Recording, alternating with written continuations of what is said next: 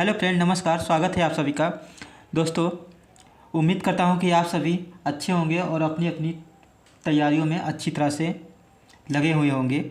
तो आज दोस्तों मैं आप लोगों को एक पजल करवाऊंगा और वो जो पजल होगा वो क्लर्क लेवल का होगा। चलिए दोस्तों, बिना किसी देरी के हम बनाते हैं। आप लोग इस पजल को पॉज करिए और एक बार हमेशा की तरह बनाने की कोशिश करिए।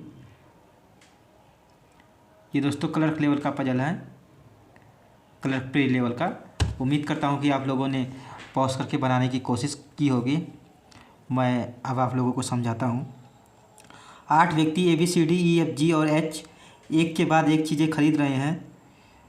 दोस्तों 8 लोग हैं और एक के बाद एक खरीदारी कर रहे हैं। B और H के बीच केवल 3 व्यक्ति खरीदारी कर रहे हैं।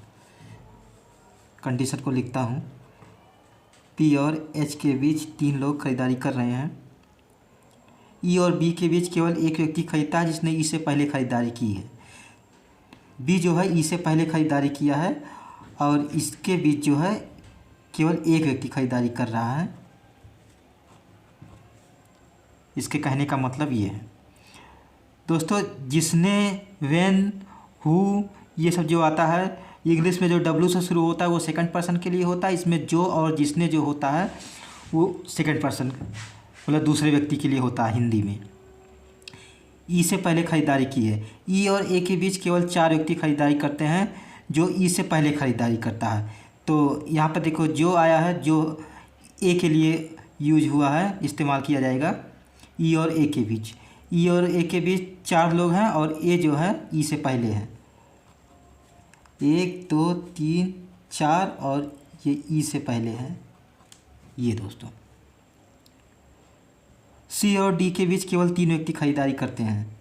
1 2 3 डी। डी एच से पहले खरीदारी करता है तो डी जो है एच से पहले खरीदारी करता है, लेकिन बी के बाद नहीं। और ये जो लेकिन होता है ये फर्स्ट पर्सन के लिए होता है, मतलब पहले व्यक्ति के लिए।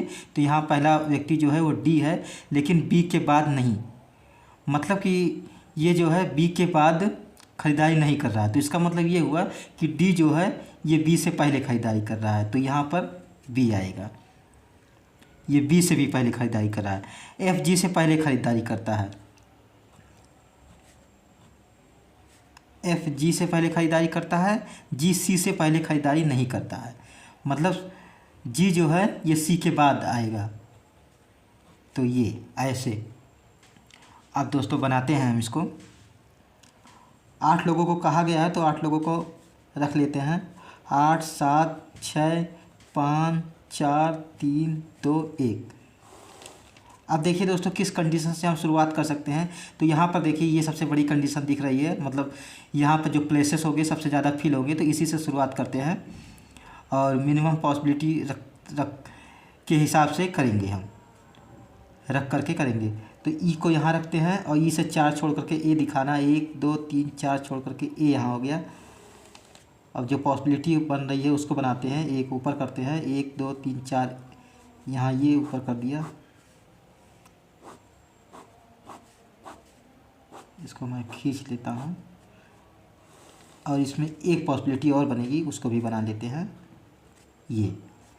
अब देखिए ये वाली जो हमारी कंडीशन हो गई। अब ई के ऊपर एक छोड़ करके बी चाहिए, तो बी को यहाँ दिखाते हैं, इसमें बी को यहाँ दिखाते हैं, इसमें यहाँ इस तरह से। बी से 3 छोड़ करके एच चाहिए, नीचे हो नहीं पाएगा, ऊपर जाएगा। 1 2 3 छोड़ करके एच। बी से 3 नीचे, एच नहीं हो पाएगा। 1 2 3 छोड़ करके एच ऊपर हो जाएगा। बी से 3 छोड़ करके यहाँ ऊपर नहीं हो पाएगा, यहाँ नीचे ही होगा। तो ये इस तरह से दोस्तों ये वाली कंडीशन, ये वाली और ये वाली हमारी कंडीशन हो गई। अब देखिए बी के ऊपर डी चाहिए, तो यहाँ पर बी के ऊपर डी कहीं भी आ सकता है। यहाँ पर बी के ऊपर डी 2 स्थानों पर आ सकता है और यहाँ पर भी बी के ऊपर डी 2 स्थानों पर आ सकता है। और डी के नीचे एच चाहिए, तो जब डी के नीचे एच चाहिए तो मतलब कि एच तो यहाँ पर है, तो इसका मतलब डी यहीं पर आएगा। अब एच यहाँ पर है तो डी को रखने के लिए कोई जगह नहीं बन रही, इस वजह से ये पॉसिबिलिटी हमारी गलत हो जाएगी। एच यहाँ है। अब देखिए डी जो है बी के ऊपर चाहिए, एच के भी ऊपर चाहिए, तो इस हिसाब से यहाँ पर 2 पॉसिबिलिटी इसमें बनेगी। अब जब 2 पॉसिबिलिटी बनेगी तो अभी हम उसको नहीं बनाएंगे। पहले ये वाला जो बन रहा है इसको पहले देखते हैं। अगर ये सही हो जाएगा, जैसे ज़्यादा चांसेस ये होता है कि पहला सही हो जाता है, तो अगर ये सही हो जाता है तो उसको नहीं बनाएंगे, हमारा समय बचेगा। और अगर नहीं सही होता है तो उसको बनाएंगे। यही तरीका है दोस्तों। डी से तीन छोड़ करके सी चाहिए, 1 2 3 छोड़ करके सी पर यहाँ कर दिए, और सी के नीचे जी चाहिए। तो सी के नीचे जब जी चाहिए तो जी यहाँ आ गया।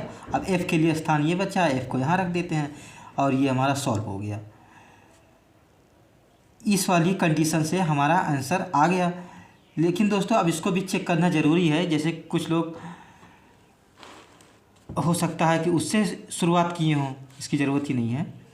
तो अब देखिए, अगर मैं डी को यहाँ रखता हूँ तो डी को यहाँ रखते हैं तो डी से 3 छोड़ करके 1 2 3 छोड़ करके सीधा ही आ पाएगा। इस वजह से अगर डी को यहाँ रखेंगे तो उस आधार पे ये गलत हो जाएगा। और डी को यहाँ रखते हैं अगर, तो डी से 1 2 3 छोड़ करके सी यहाँ पर आ जाएगा, पर सी के नीचे जी नहीं आ पाएगा।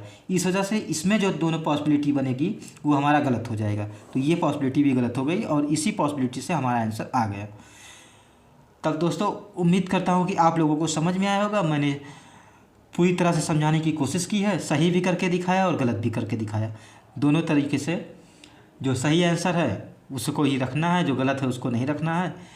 तो चलिए दोस्तों, उम्मीद करता हूँ समझ में आ गया होगा। अगर समझ में आया होगा आप लोगों को तो वीडियो को लाइक करिएगा, चैनल पर नए हो तो चैनल को सब्सक्राइब करिएगा एक बार, और आपकी इच्छा हो तो अपने दोस्तों में शेयर करिएगा, नहीं इच्छा हो तो मत करिएगा। चलिए दोस्तों, फिर अब तक के लिए धन्यवाद। अब मैं मिलूँगा आपको अगले क्लास में, अगले किसी वीडियो में। तब तक के लिए थैंक यू सो मच। अपना ख्याल रखिए, पढ़ते लिखते रहिए।